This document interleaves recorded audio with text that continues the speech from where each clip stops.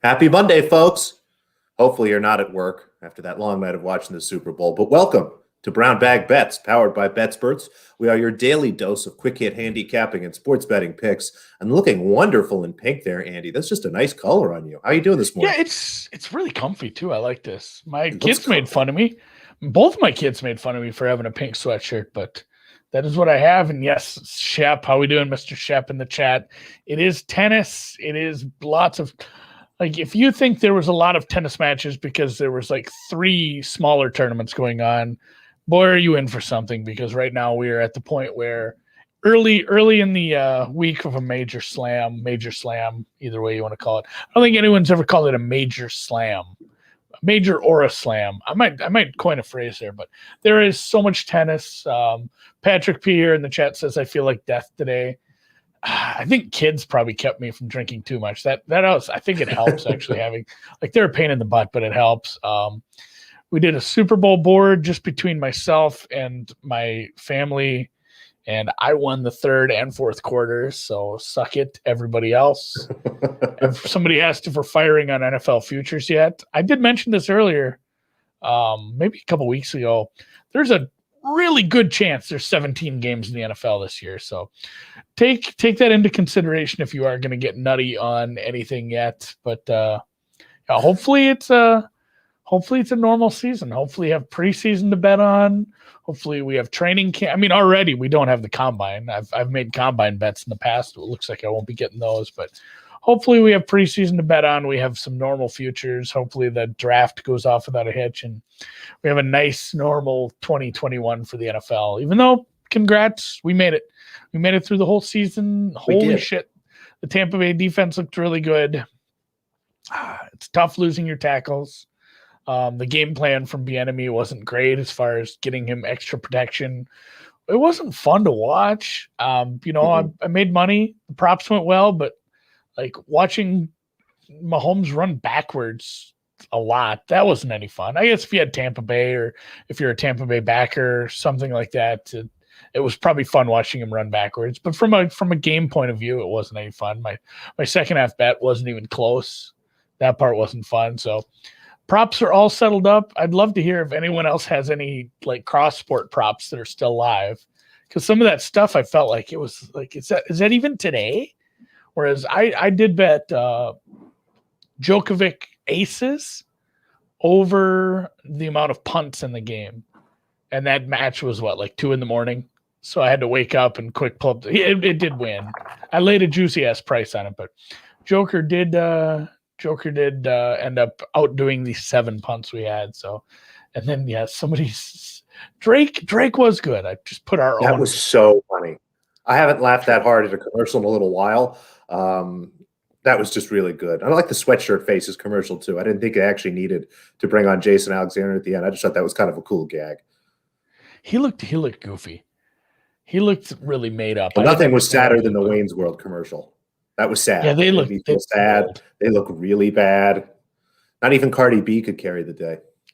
It's tough. No, it was commercials aren't as good as they once were. And whatever. I had ribs. The game was fun. The anthem took forever, which was nice.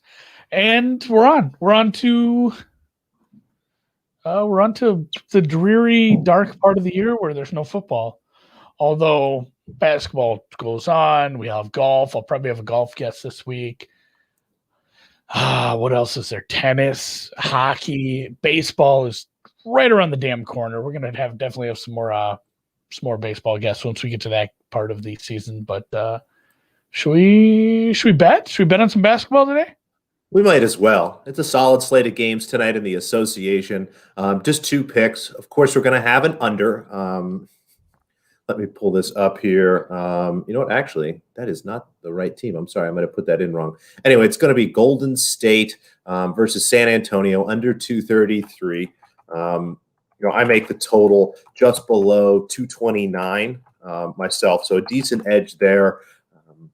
Should be a very slow game. I know that the pace specifically for some of these Golden State games has been pretty high lately, but I've started to see the offensive efficiency ratings starting to balance out for them. They are starting to slow down a little bit from kind of the torrid pace they were playing. I think some of the injuries to Wiseman and things like that have actually kind of slowed them down a little bit. So happy to take an under here, under 235.5, under 233. Both of those numbers are good. Yeah, I typed that in. I mixed up the wrong teams.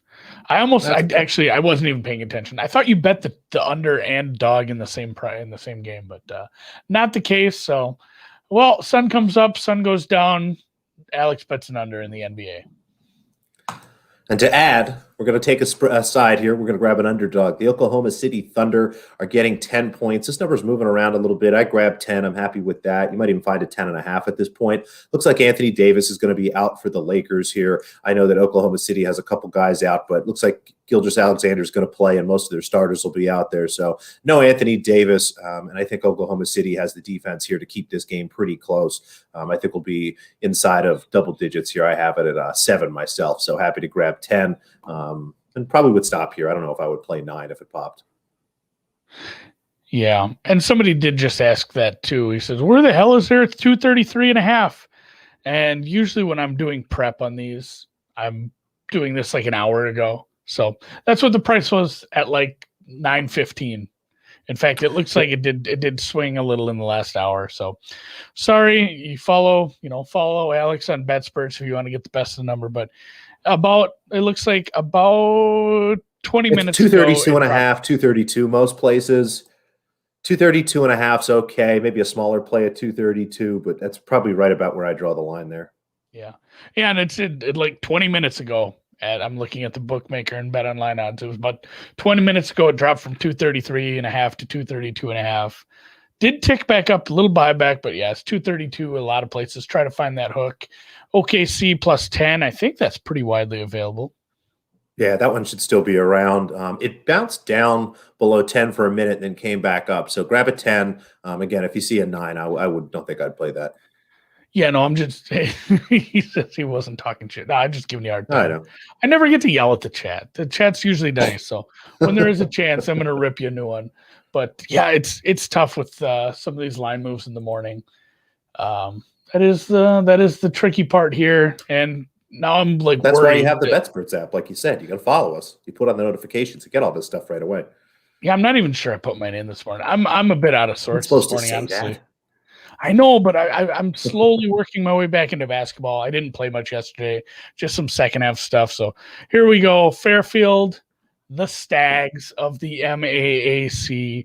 I'm going to be kind of pissy, actually, if this one's not available, because I'll feel like a kind of a jag off if I'm putting these in. So I'm pulling up my Metro Atlantic.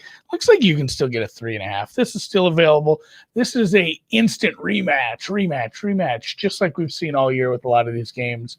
They played Quinnipiac yesterday. They got kind of run out of the gym.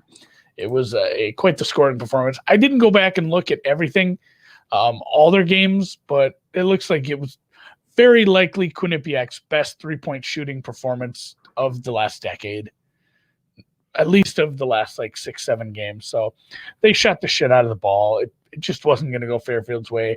I make this closer to like a +1 and 1.5, something like that. So getting on the other side of possession feels pretty good here, even though they did lose by like 15 yesterday. So Fairfield Stags taking on the Quinnipiac. God knows what they are. The Bobcats? That sounds about good old FU.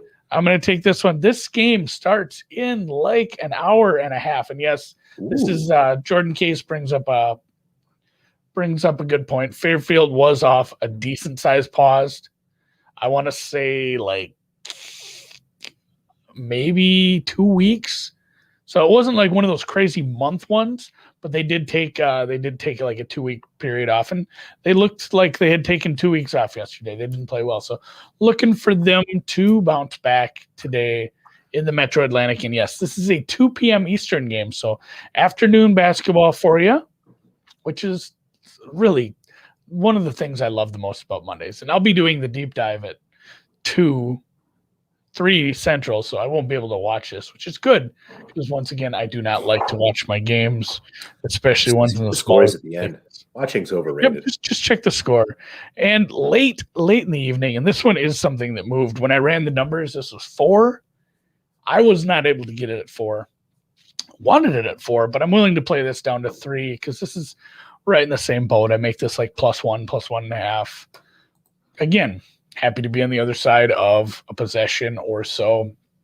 This is another bad league. The SWAC, the Southwestern Athletics. So the Jackson Tigers are actually like undefeated in the conference, I think. They're not that good, but nobody is really in a conference like this. So this will be their toughest test, taking on Southern. They're getting points. I'm happy to take the points here. They do a lot of things right. They are one of the better teams in the league. Regardless of who you've played, it's tough to have a tough strength of schedule when you play Mississippi Valley State and Pine Bluff, Alabama State. I mean, these are all like bottom 10, not bottom 10 like like bottom 10 in the whole damn country. Like this league has 3 or 4 teams that are bottom 10 in the entire country. So sometimes it's hard to get a grip on how some of these teams are playing because they play so many really, really bad teams. But at the same time, Southern has played some of these teams as well. And Southern lost to Alabama State. Southern lost to Grambling. Southern had some trouble with some of these teams. It did drop 102 on Mississippi Valley State, but everybody does that. So I'm not too worried. So just the 2 for me. They should be, I think maybe SWAC is still extra games, but MAAC has been elevated over the last couple of years. That should be in your regular game. So if you have any trouble finding them, let me know. I will put them in on the BetSperts app right now. That should be it for today. And it looks like tomorrow's slate should be a little thicker. I think there's not a ton of games today.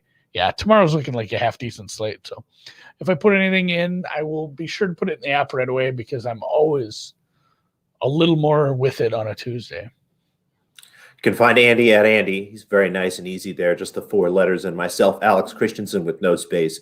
And again, that's the best way to get some of this stuff. I tend to bet overnight or early in the morning. So every once in a while, as you guys know, if you watch the show, sometimes I'm talking about a little different number, but that's the nice part. You can get it beforehand.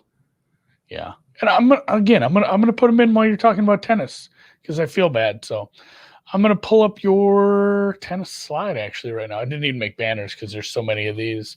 We did talk about this. There's so many games that happen. Games? It's not the right word. Matches. Let's call them matches. So there's so many matches that happen. The nice thing about this is, like I said, if you listen to this as a podcast and it's this afternoon, like that game happened. Like the Fairfield game is already possibly done at this point. Whereas this tennis is happening now, like not now, like it's finishing up. Assuming you're listening to this later. Yeah, this is all stuff that's happening overnight. Yeah, again, we're playing in Australia, which is really nice for us here in the United States. A lot of these matches, we're going to be starting around 7 o'clock. That's basically when the first wave gets going. 7 o'clock Eastern, that is, 4 in the afternoon if you're on the West Coast. We'll start here with a parlay. Nadia Podoroska and Barbara Krejcikova. Podoroska, again, is somebody we bet on a bunch of times. Just a really great young and upcoming player. She's playing Christina McHale. A nice, solid kind of workman-like WTA player, if you will, but someone that Podoroska is going to have absolutely no trouble with. Krejcikova, the smaller of the 2 favorites here. Just trying to find exactly who she's playing. But again, another match where I believe she's right now, yes, Shai-Sai Zhang, who's an Asian player, again, good at some lower levels, but this is kind of a step up for her. Krejcikova is someone that is mostly a doubles player, so I think she's underrated, frankly, in the singles market because she's yet to have enough matches kind of under her belt to pop there. Her money line particularly is minus 155. I have this closer to minus 170. So putting this together with Podoroska here still gives us some value, and we get a chance to take it up to plus money. So we'll put those 2 women together. Were you nervous to have to maybe pronounce those, Andy? No, I can say Podoroska. Great, and I know enough. Where's Krejcikova? Is she Polish? I think Czech Republic. Czech. It's Eastern European. Either way, that is a good point. Early in these tournaments, you do get some people like she doesn't have a shot in hell to make like even a quarter. It's just not happening. But early in these rounds, somebody like that, and it makes me think of like Bethany Maddox Sands. Yep. She's not a good singles player, but she's decent. She's a phenomenal doubles player, and that's good enough to get past some of these qualifiers or lower level people early in the round. So you do see some value on some doubles players that are, it's a big field. There's a lot of people here that aren't going to go that far, but you can still find some value on early. Yeah, it's kind of the double-edged sword of having these tournaments, and you have this level of players that is much better than everyone else. So if you pull up, all the odds for these tennis matches, let's see, we've got a -2,000 favorite tonight, a -3,000 favorite tonight, a couple 4 and 500s. But there are some matches kind of in the middle there that are going to be more competitive. And one of them that should be a fun watch if you're up is Karolina Mahova playing Elena Ostapenko, two women that play very distinct and interesting styles of tennis. Ostapenko is the kind of player that if she is playing well, she is hitting the ball hard. She plays really aggressively. If you watch her, she stands much closer to the net on return than just about any other player on tour. Just ends up and lends itself to being a really fun match. And I think this particular match will be pretty long here. So I'm going to go over 20.5 games. Would play this up to 21 if you have it, frankly, as long as the juice isn't too bad. I expect this to have a chance to go 3 sets. And I think even if it's 2 sets, we're looking at kind of a 7-5, 6-3 type situation. So like the over here for Mahova Ostapenko. Yeah, hopefully she wins the first set and then gets behind and starts pouting as she is wont to do. So I like that one. 2 underdogs here. And for now, I'm going to take the money lines. I might go back and add maybe a spread or something like that. Similar to the way you can have point spreads in basketball and football. In tennis, they have game spreads where it's say +4.5 games. So if your player loses 6-4, 6-4, you've covered because she lost by 4 and you have 4.5.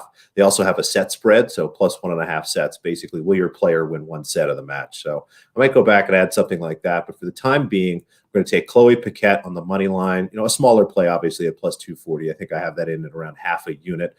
She is playing someone, Meyer Sharif, again, a player who does better on hard courts in some of the smaller tournaments, and Paquette is better on clay. This is not her preferred surface. Surface is obviously a big deal when you're betting tennis. And again, not Paquette's preferred surface here, but I think she's a much better hard court player than the market's given her credit for here. I have her underneath +200 here, so happy to grab the 240 there. And again, I might add a game spread or something like that later.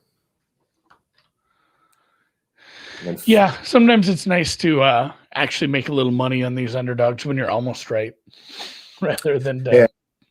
It's one of the funny things. I think really in any sport, if you see an edge on one side, there's probably also an edge in some of the alternative or derivative markets. I think it's a little tougher in some major sports, but in tennis specifically, because you have so many matches, because you have such a wide array of derivative markets, frankly, and because it was just Super Bowl weekend. I think the books here maybe aren't doing as good of a job as they would. So always nice to try to find other ways to attack some of this stuff, not just the money line.